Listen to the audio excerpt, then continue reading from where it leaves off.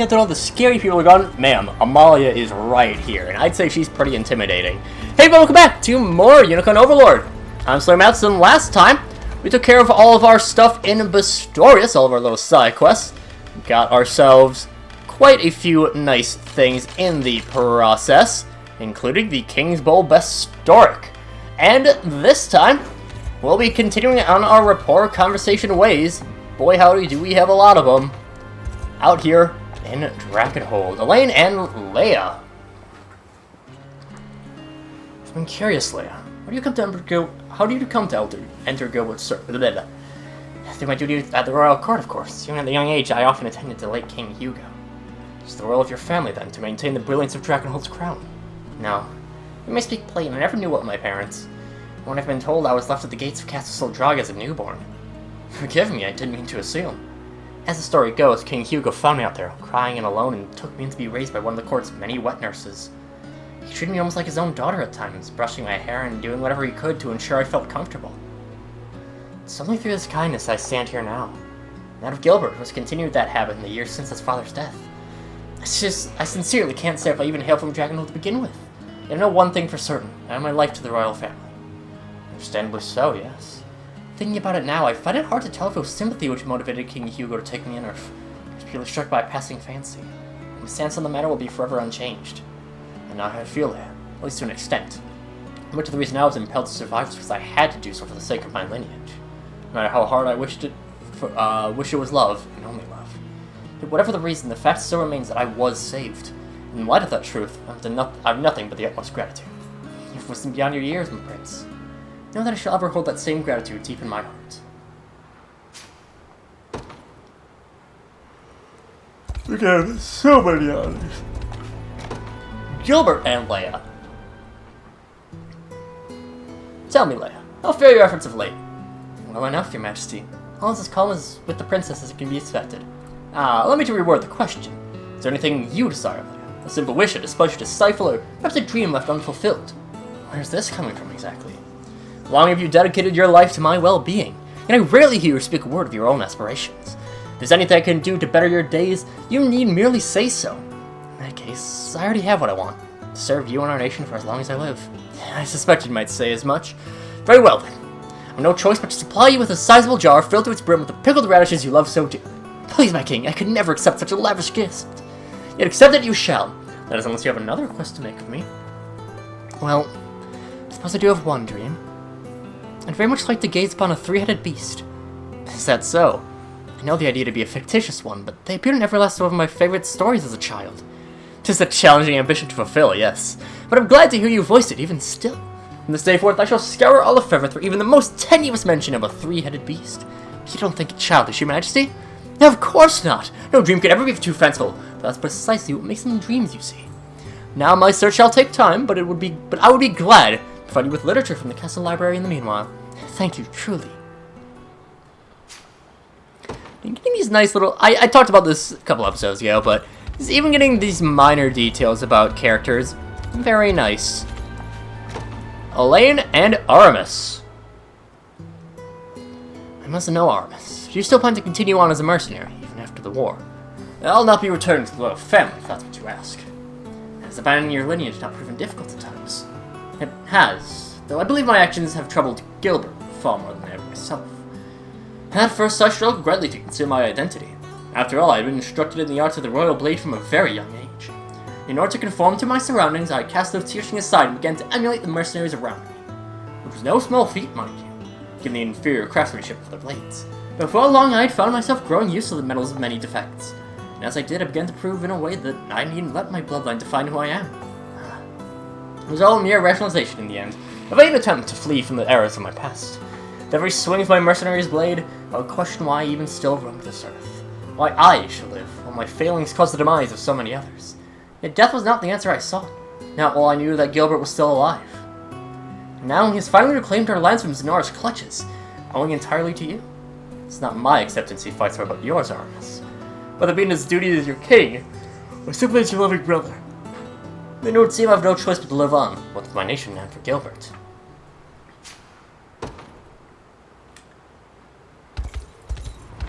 I have a lot of stuff out here in Drakenhold. I'll probably, I mean, obviously I'll eventually be getting every single one, but that could potentially just wait until after I've gotten everyone in Albion. You recall when we first met, Lady Vanguard? It was during a royal ball in Castle Soldraga 10 long years ago. Sorry, I can't say I remember you. It's strange, though. I don't think I'd miss the sight of hair like that. Wait a second.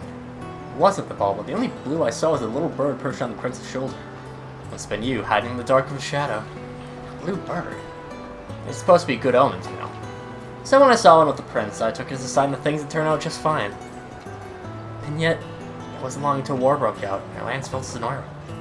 Quite far from the symbol of hope we thought me as. If anything, I was more akin to a curse inflicted upon the late king for never daring to shelter me. Easy there. I meant what I said. Well, I'm not going to try and pretend to know what the king saw in you.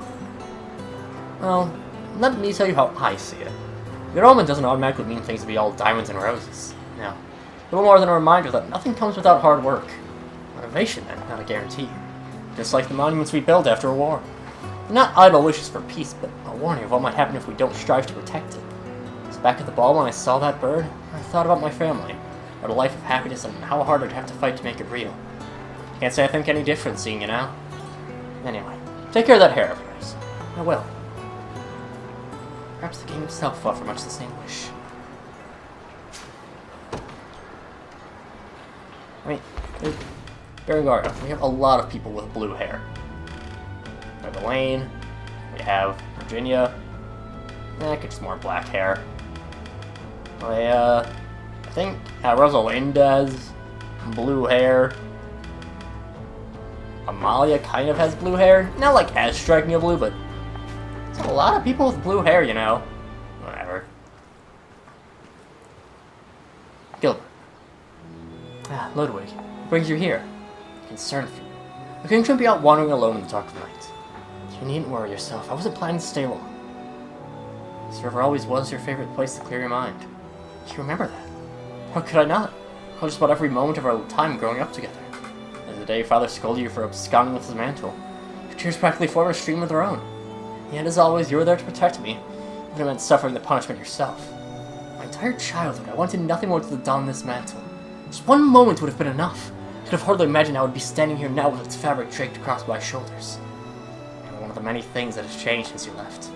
Indeed. If I may, Ludwig, I feel as though I've forgotten a great deal in your prolonged absence. The stories you used to read to me, your favorite pastry, the tones of your voice, and the tint of your eyes.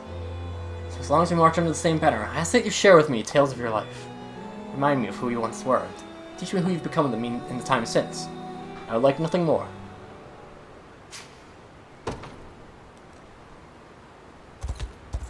Aw, you got some nice sibling bonding.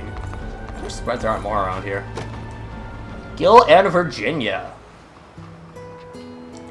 Now to say, Gilbert, it's good to see you actually know how to use that sword of yours. Most of the time you just stand back and let Leia or Herman do all your fighting for you. It must made me wonder if the blade at your waist was mere decoration, but you proved otherwise in the last battle. It is a relief to hear. And I assure you, I never meant to conceal my prowess, neither from you nor anyone else. No? No one you say to a little sparring match. I would refuse, of course. Come on now, it'll be fun. Not to mention the scandal you might face in failing me to challenge from the Princess of Cornea. I suppose I've no choice then. I always knew you would come around. You might act all composed and rational, but we both know you can't resist a proper contest. It would be endearing if it wasn't so predictable. I'm well aware of my failings, thank you. Strangely enough, I only seem to succumb to them when I'm with you. Oh, do go on. I've spoken long enough already. We should let's do it now before our next strategy meeting. Don't worry, I'll make sure this is over quick. Just spare the sobbing when you're soundly beaten. I'm gonna be honest, I don't think I've ever had Gilbert use a sword. Let me check what I have for Gilbert's moveset. He has Banishing Stab. Okay, no, never mind. He has never used Banishing Stab in all the time that I have used him. At least in this playthrough. So, he is very much hiding his prowess. His very, very lackluster prowess. Impudent cretins, you'll pay for insulting him like that! What's happening here? It's the princess, sir. You have to stop her. What do you think you're doing, Virginia? No, just having a civilized discussion with my friends here. As for you, You want to know if that happened if you catch you spreading such slander again.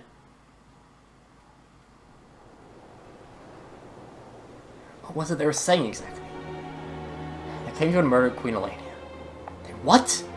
All part of some baseless rumor that you and Galerius have been working together since the days Nara rose to power. How damn foolish could they be? You're the one who seeks to slay the monster, not enable his reign. I understand now. I can't begrudge them that. It's only natural to doubt a man who appears after 10 years claiming himself to be a long-deceased prince.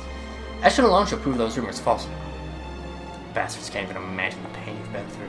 The pressure of carrying the hope of a nation entirely on your own shoulders. The utter despair of losing everything you hold dear. It makes me sick just thinking about it. Be that as it may, Virginia. I appreciate your anger on my behalf. And don't worry, there's plenty more where that came from. It's wild, wild accusation to make. But alright. Berengaria and Gilbert. Ah, Berengaria, how are you feeling? Better, thanks. Sorry about all that. It's no trouble in the slightest. But I must ask, why do you not stand by Travis to comfort him in his time of need?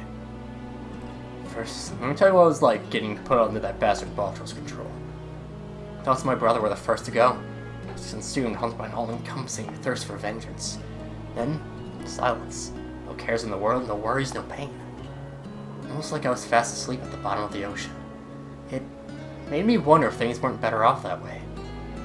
Hence you feel guilt for ever succumbing to its allure. It was all nonsense, of course. Now that I have my body back, the only thought I've got left for Zenora is hate.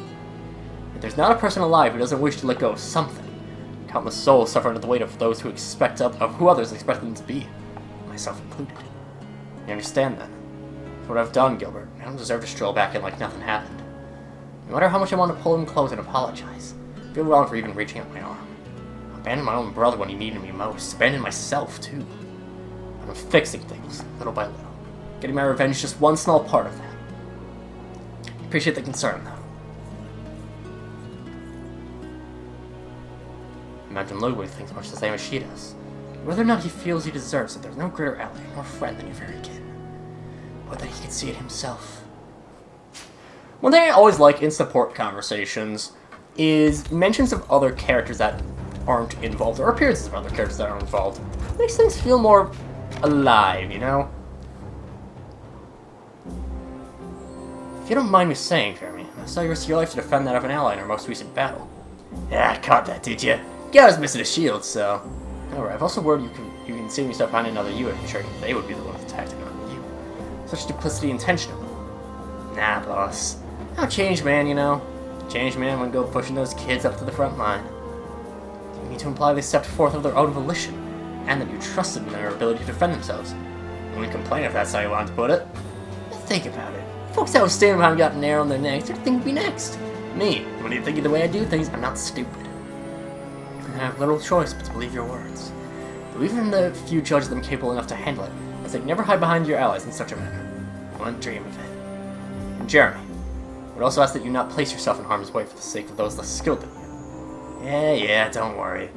Wouldn't dream of it, same as I said before. It's almost strange how well he listens, and everything else.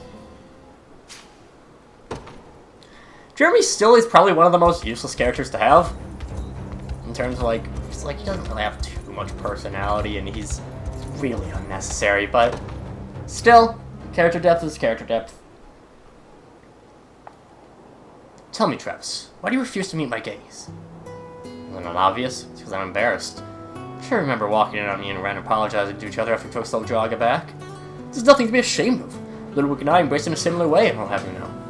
I guess that stuff's the same no matter what class you were born into. Indeed, with the crown and crest, the king is no different than any other man. Makes it all the more impressive that you're running this country all by yourself. Just tracking down my sister was trouble enough for me.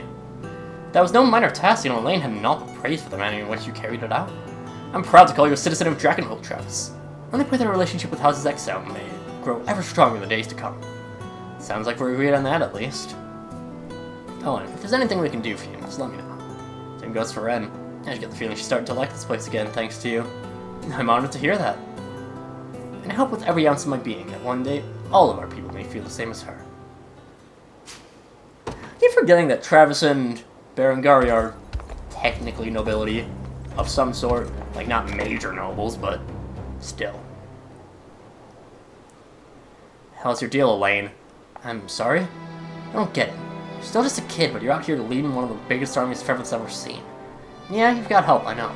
It's a tough job. Now should have been running the tiny little band I used to. I'm scared seeing how easy you make it look. Not to mention, I was fresh off working for Zenora when you asked me to join you. Why weren't you afraid of me, damn it? I was. And I still am with great many things. My life of experience is chief among them. But then I think back to the day that Cornelia fell. Look on my mother's face as she bade me flee. That moment, all I could see was the concern she bore for me. Not even a hint of fear.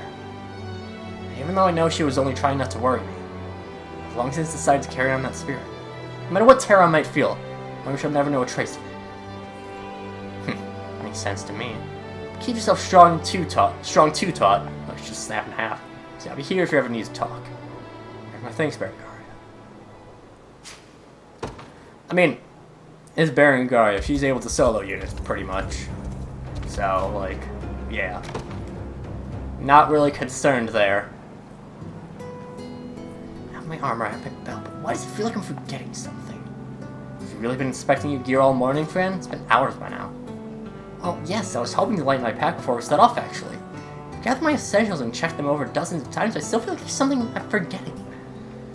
Worry anymore and the stress likely to kill you. That can't be that important if you're struggling that hard to remember it. Yeah, you're probably right. Stop thinking about this and go get some rest. It's an order. Of course, Princess. Maybe I'll head back to camp and take a nice relaxing nap. No, what if bandits attack while I'm asleep? Or you come across an insect and I'm not there to chase it away? Enough of all this senseless worrying, friend. Whatever happens, Kisher and I will handle it. Even a bug if necessary. But I can never impose on you like that, Princess. You can and you will, whether you like it or not. There she goes. How am I supposed to sleep when I can't stop wondering if she's okay? Virginia's afraid of bugs. Get wrecked, nerd. Sure, you can kill people wearing massive armor and flying dragons, but you can't stand against a bug. Another great trip to the market, but what should I eat first? Whichever it is, I won't be going hungry anytime soon. Still as big an appetite as always, I see. Hilda! I'd appreciate if you didn't sneak up on me like that. Sorry, I should have said something sooner. I have to admit, I'm relieved to see you've been eating well on your own.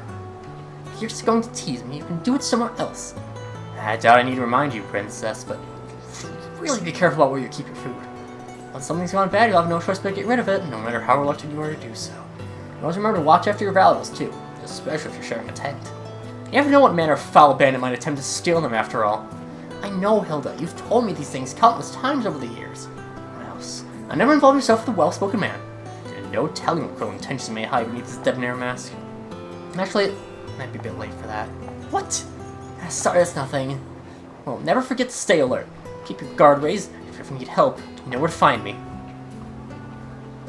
Hilda always has been rather quick to worry. But thank you, O Father. Elaine, for bringing her back to me. Quinn still has a crush on Aramis. But, we are a little bit early, but that's fine. We'll end things for this time, and next time, we continue on our trek of rapport conversations. I think I was briefly saying this before. I'll probably just do whatever we have access to right now, and then after Albion, when we have unlocked every single character, I'll go through and get every single rapport conversation unlocked. Yeah, let's go from there. But that'll be something to worry about in the future. And so, until then, see you guys later.